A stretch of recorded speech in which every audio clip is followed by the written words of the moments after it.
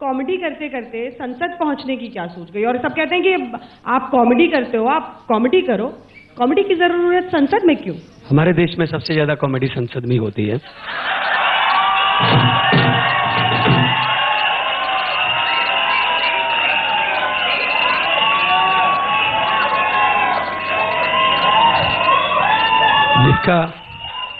क्योंकि जिसका नाम स्पीकर है उसे बोलने नहीं देते।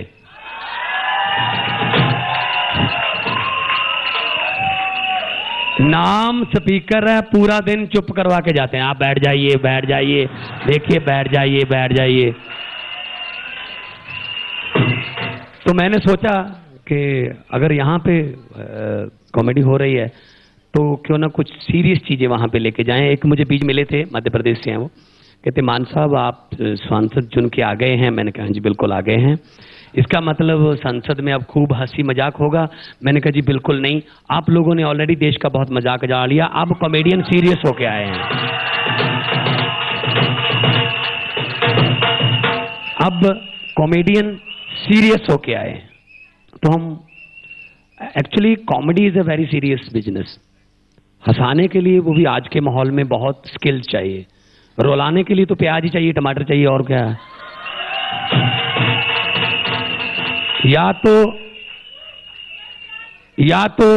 या तो दीवाना हंसे या जिसे तू तौफीक दे, वरना इस दुनिया में आकर मुस्कुराता है कौन। क्या बात। अब जब संसद में पहुंच ही गए भगवंत मान जी, तो इनका तरीका वहां भी बिल्कुल अलग है। जब ये इंटरैक्ट करते हैं बाकी सांसदों से तो सब इनके तरीके से बिल्कुल खुश होते हैं, और आप कटाक्ष भी कर देते हैं, उनको समझ भी नहीं आता आधे टाइम। तो ये जो आपका पार्लियामेंट के अंदर इंटरैक्शन होता है इन बाकी सांसदों से, उसके बारे में कुछ बताइए। देखिए, हमारी पार्टी 4 सांसदों की पार्टी है। वहां पे हमें 6 मिनट मिलते हैं, पार्लियामेंट में 6 मिनट हमारे पास हैं, क्योंकि गिनती के हिसाब से होता है। 50 मिनट के आसपास कांग्रेस के पास हैं, 4.5 घंटे बीजेपी के पास हैं। इसीलिए वो बेल बजती है, जब बेल के बाद भी बोलते रहते हैं, 4 बेल बज जाती है, 5 बेल बज जाती है, क्योंकि हमारे पास। लेकिन बात यह है कि यहाँ पे बड़े बड़े पत्रकार बैठे हैं, इनको पता है कि खबरें तो जो फील्ड के पत्रकार हैं इतनी लंबी लंबी भेज देते हैं, लेकिन उसमें खबर इतनी होती है। तो हम क्या करते हैं, हम कविता का जरिया या कोई ऐसा ढूंढ लेते हैं कि 2 मिनट की, मेरे ख्याल में 2-2.25 मिनट की कविता थी, अच्छे दिन कब आने वाले हैं, लेकिन उसमें बहुत कुछ है। वो सुन लेते हैं। 2 मिनट मुझे मिले थे। अब 2 मिनट में अगर मैं वैसे बोलने लगूं तो एक मुद्दा मैं शुरू करके उसको खत्म नहीं कर सकता। उसका एक जरिया है कविता। कविता में एक लाइन में आप 1 घंटे का टॉपिक आप समा सकते हैं उसमें। तो मैंने एक कविता, क्योंकि अच्छे दिन चल रहे थे, तो लेकिन नजर नहीं आ रहे थे, तो जो हुआ तब तक, जिस दिन तक मैं वो कविता बनाई है, ये मैं आपको ये बता दूं, ये कविता एकता कपूर के सीरियल की तरह बहुत लंबी चलेगी। जो होता जाएगा इसमें ढालते जाएंगे। ये तो मैंने एकता कपूर का सीरियल शुरू कर लिया है बस, जिसमें अगले जन्म तक भी चले जाते हैं, 7 जन्म की बातें करते हैं। तो 2 मिनट में बोलना था, बातें दिल में बहुत थी लेकिन टाइम कम है, तो मैंने कविता बनाई। तो जिसको मैंने जब पार्लियामेंट में बोला तो बहुत से लोगों को, जैसे आपने कहा, देर में समझ आया। खासतौर पे जेटली साहब बैठे थे सामने। जेटली साहब को लगा कि कविता है, चलो थोड़ा लाइटर मूड में भी कुछ आएगा। तो आप नोट करें, आप कुछ देखना, पहले 2-3 लाइनों पर जेटली साहब खुश हो रहे हैं, लेकिन जब उनको पता चला कि ये तो मुझ पर ही है, फिर आप उसके माथे पर पसीना देख सकते हैं। उस कविता को प्रयोगशाला में ले जाना। तो मैंने कहा, क्योंकि मैं वहां पे नेता बन के नहीं गया हूं, मैं वहां पे इनकी तरफ से गया हूं, सभी की तरफ से। क्योंकि मैंने देखा क्या बदल गया, चेंज क्या आ गया, क्या चेंज आ गया। जो इधर की सीटों पर बैठे थे वो उधर बैठ गए, जो इधर वाले थे वो इधर बैठ गए। सीट बदल, चेंज तो कुछ भी नहीं आया, सीट बदल। 117 एमपी ऐसे हैं बीजेपी में जो पिछली बार कांग्रेस में थे, तो उनके तो अच्छे दिन चल ही रहे हैं। तो मैंने अच्छे दिन पर एक कविता बनाई थी जो काफी मेरे ख्याल में सभी के, वैसे बीजेपी का एमपी मुझे बोला यार तुम हमारे घरों में भी घुसोगे। मैंने क्या हो गया? ये देख मेरे मोबाइल में मेरी पत्नी ने तेरी कविता भेजी है। मैंने कहा इसके में मेरा क्या कसूर है यार। तो मैंने कहा कि पहले किराया बढ़ाया रेल का, फिर नंबर आया तेल का, खुद ही 10 साल करते रहे नुक्ताचीनी, आते ही 2 रुपए किलो महंगी कर दी चीनी। हर कोई सपने दिखाकर आम आदमी को ठग रहा है। मोदी साहब अब हमें डर चीन से नहीं चीनी से लग रहा है। दुनिया मून पर, सरकार हनीमून पर, पूछ रहे पूरे देश के चाय वाले हैं, महंगाई की वजह से खाली चाय के प्याले हैं, लोगों को तो 2 वक्त की रोटी के भी लाले हैं। मोदी साहब प्लीज बता दीजिए अच्छे दिन कब आने वाले हैं। ये विसल बंद कर दो, ये विसल सुखविंदर के साथ ले जाए, विसल बंद करिए, क्योंकि अच्छे दिन नहीं आए, विसल मारने वाले दिन अब ये नहीं आए। आगे है कि शायद पता नहीं है कि इराक है किस इलाके में, भारतीय इराक में फंसे हैं, सुषमा स्वराज गई ढाके में। क्या बांग्लादेश को विदेश मंत्रालय का ये वफद 10 दिन बाद नहीं जा सकता था? क्या कंधार की तरह विदेश मंत्री का जहाज बगदाद नहीं जा सकता था? हमारे देश के लोग तो बहुत हिम्मत वाले हैं, जिन्होंने इस महंगाई के दौर में भी बच्चे पाले हैं। लूटने वाले ज्यादा, बस गिनती के रखवाले हैं। प्लीज मोदी साहब बता दीजिए अच्छे दिन कब आने वाले हैं। कल रात मेरे सपने में बुलेट ट्रेन आई, कल रात मेरे सपने में बुलेट ट्रेन आई। मैंने कहा जी बधाई हो बधाई, सुना है तुम मेरे देश आ रही हो, मेरे देश की तरक्की की स्पीड बढ़ा रही हो।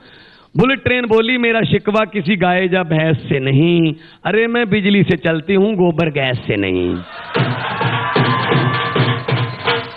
मोदी साहब के भाषण लोगों को खूब जचे हैं।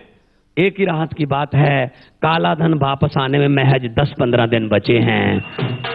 हम तो आम आदमी पार्टी वाले हैं, हमने तो कई सरकारों से डंडे खा ले हैं। हमने तो पार्लियामेंट में और सड़क पर यह पूछने के लिए ही मोर्चे संभाले हैं कि tell me mister Narendra Modi अच्छे दिन कब आने वाले हैं। एक दिन सोनिया जी मुझे कहने लगे कि भगवान जी आपको तो सीट अलॉट करवाने की जरूरत नहीं है, क्योंकि जब मैंने देखा है, मैंने कभी आपको बैठे हुए तो देखा ही नहीं है, आप तो यहीं रहते हो। मैंने क्या कह रहे हैं जी मैडम बुला लेती हैं यहाँ पे, क्या करें। तो मैंने कहा अगर मुझे वहां टाइम मिल जाए सीट से तो मैं बैल में क्यों आऊं। तो कई बार क्या होता है कि अपोजिशन को क्योंकि अब सिखाया किसने है, कुएं में जाना सिखाया किसने है। बीजेपी 6 महीने कुएं में रही और सरकार बना गई। हमें तो ये लगता है कि अगर हम कुएं में रहेंगे तो और बढ़ जाएंगे। किन्होंने सिखाया? सीनियर ही सिखाते हैं ना। सीनियर्स अभी मैंने तो राहुल गांधी को भी खींचकर कुएं में ले जाते हैं। राहुल गांधी को मैं लेके गया था, मैंने कहा थोड़ा उठो। वो जो कुएं में यानी वेल में पहुंचे थे राहुल गांधी, यही साहब लेके गए थे। हाँ, उस दिन किसी मुद्दे पे चल रहा था। हाँ। राहुल गांधी ने भी नारा लगाया वी वांट जस्टिस। शुक्र है, मैंने कहा शुक्र है, शुक्र है।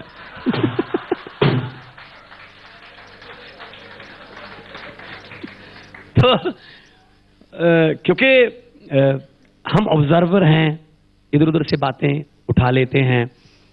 पहले ही दिन क्या हुआ, पहला दिन वहां पे एक अखबार ने लिखा भी था, क्योंकि पत्रकार ऊपर बैठे रहते हैं प्रेस गैलरी में। पहला दिन और हमारी पार्टी का बोलने का दिन अगला था, राष्ट्रपति के भाषण पे बोलना था। तो राजीव प्रताप रूडी जी बोल रहे थे, मुझे उन पर यकीन है। मैंने कहा ये 2-3 मौके मुझे मिलेंगे बोलने के, क्योंकि उनकी कमेंट्री मैंने सुनी थी, कमेंट्री में भी काफी गलतियां थी उनकी। तो मैंने कहा भाषण में भी पक्का होंगी कोई ना कोई। तो मैं आप यहाँ पे हेडफोन लगा के सुन रहा था, अचानक से उन्होंने बोला कि हो जाता है कई बार, जैसे दिल्ली में एक भूली भटकी पार्टी को मौका मिल गया था। मैं क्या mind your language mister Rudy. अध्यक्ष जी ये भूले भटके किसको कह रहे हैं? कौन? ये दिल्ली की जनता जिन्होंने 34% वोट दिया उनको भूले भटके कह रहे हैं, जो बीजेपी को वोट दे वो सियाने, जो इनको वोट ना दे वो भूले भटके। कैसे हो सकता है ये? तो अध्यक्ष महोदय ने कहा, रूडी जी आप अपने शब्द वापस लीजिए। मैंने कहा चलो जी वापस लीजिए। मैं फिर बैठ गया। ये मेरी पहली प्रेजेंटेशन थी पार्लियामेंट में। तो सभी पूछ लगे थे कहां से है, कौन है ये? अच्छा हाँ मानी बाटे चक्का, अच्छा हाँ कौन सा, अच्छा। अब बड़े बड़े घाघ बैठे वहां पे, कौन पता चलता हमें। तो मुझे उन पर फिर यकीन था। मैंने कहा एक मौका और पक्का मिलेगा। तो मैं फिर बैठ गया। अचानक से उन्होंने बोला कि यहां ऐसा भी है कि जब खुद पर केस हो जाता है तो अपनी पत्नी को मंत्री बना के खुद जेल में चले जाते हैं, तो पत्नियों को मंत्री बनाने का रिवाज आ गया। मैंने कहा जी अध्यक्ष महोदया इनसे पूछिए, इनके बगल में कौन बैठी है? हरसिमरत कौर। ये किसकी पत्नी है? ये किसकी पत्नी है? इनके पति डिप्टी सीएम, इनके ससुर सीएम, इनके भाई मंत्री, इनके परिवार में तो कोई अडल्ट बच्चा ही नहीं जो मंत्री ना हो, सिर्फ इनके बच्चे हैं। मैंने कहा बाल सभा बना के वो भी ले आओ।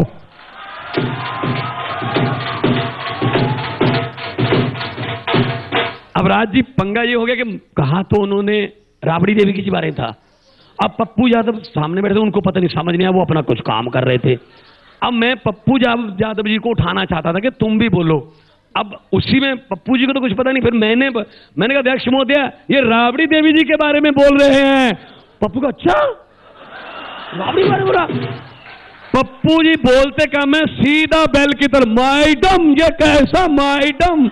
अरे वो सीधे गए और अभी 15 मिनट हुए थे तो अध्यक्ष महोदय ने सोचा ये पहले 15 मिनट में लोग कुएं में आने लगे। जैसे उनको आते देखा, मैडम स्पीकर ने रूडी जी को कहा आप शब्द वापस लीजिए।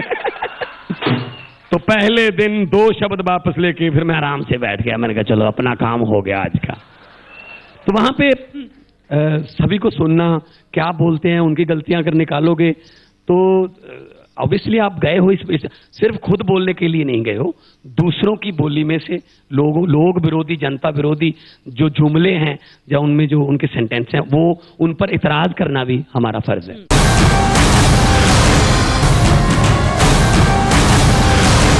युवाओं के लिए बहुत अच्छा मौका है। आप संसद को देखते हैं, संसद में लोगों को देखते हैं। कुछ दक्षिण भारत के जो सांसद वहां पर रहते हैं उनके साथ बड़ा इंटरेस्टिंग आपका है। उनका एक तो उनको तो हिंदी समझ कम आती है ना, तो अभी उन्होंने क्या किया कि कहीं से पूछ लिया, क्योंकि मैं टर्बन पहनता हूं भगत सिंह स्टाइल की, तो पगड़ी जो भगत सिंह स्टाइल की है, क्योंकि भगत सिंह युवाओं के दिलों में इसलिए रहते हैं क्योंकि वो 23 साल की उम्र में शहीद हो गए थे। अभी तक 23 साल के ही हैं, अभी तक भी 23 साल के हैं वो, तो इसलिए हर जो आने वाली पीढ़ी है उनके भी वो रहेंगे रोल मॉडल। तो उन्होंने पूछ लिया कहीं से कि अच्छा भगत सिंह और नाम क्या है? भगवंत मान। तो वो मिक्स कर गए। एक दिन मुझे बोले नमस्कार मिस्टर भगत सिंह हूं मैं। कहा यार, मैंने कहा इतने बड़े आदमी के साथ मुझे कंपेयर करो, मैं तो उनके कदमों की धूल हूं, भगत सिंह के कदमों की धूल हूं। सिर्फ इस सोच को, वो पगड़ी पहनकर मैं ऐसा नहीं कोई मैसेज देना चाहता कि मैं भगत सिंह बनना चाहता हूं, वो तो बहुत बड़े आदमी थे, लेकिन एक वर्दी है, एक यूनिफॉर्म है। मैं आर्टिस्ट हूं, जैसे मैं पुलिस की वर्दी पहनता था तो पुलिस का रोब आ जाता था, स्कूल के बच्चे की वर्दी पहन लो तो वो शरारतीपन बचपन याद आया। जब मैं पगड़ी पहन के पार्लियामेंट जाता हूं तो मुझे जिम्मेदारी का एहसास रहता है कि भगवंत मान, जिस आदमी की आपने पगड़ी पहन रखी है बहुत बड़ा आदमी था, इसलिए कोई ऐसा काम मत कर देना कि इस पगड़ी को दाग लग जाए। तो जिम्मेदारी का एहसास कराती रहती है वो पगड़ी मुझे। जी, भगत सिंह जी के आप भक्त हैं। कोई भी गाना, कुछ भी जो आपने, क्योंकि वादा किया था लोगों से यहाँ पर कि एक गाना गाएंगे और आप गाते भी अच्छा है। अच्छा। तो गाने तो वैसे बहुत से हैं, लेकिन मैंने एक भगत सिंह जी को चिट्ठी लिखी थी कि आपकी आज़ादी और यहाँ की आज़ादी में बहुत फर्क है। भगत सिंह ने, राजगुरु सुखदेव ने, हजारों और शहीदों ने कुर्बानी इसलिए नहीं दी थी कि 23 मार्च को छुट्टी होगी जहां हमारे चौक में बुत लग जाएंगे। तो मैंने एक चिट्ठी जो लिखी थी उसमें क्या था कि जिस मकसद वास्ते जी तुसी सी फांसी दे रस्से चुमे, ओ भुल भुला गए जी जिन्हां दे देश चलाउणा जुम्मे, कई साल तां बहस चली, कई साल तां बहस चली, फेर किते संसद विच बुत लाया, तेरी कुर्बानी दा भगत सिया कौडी मुल नहीं पाया, तेरी कुर्बानी दा भगत सिया कौडी मुल नहीं पाया। इसी के साथ बहुत बहुत शुक्रिया आपका, बहुत बहुत मेहरबानी।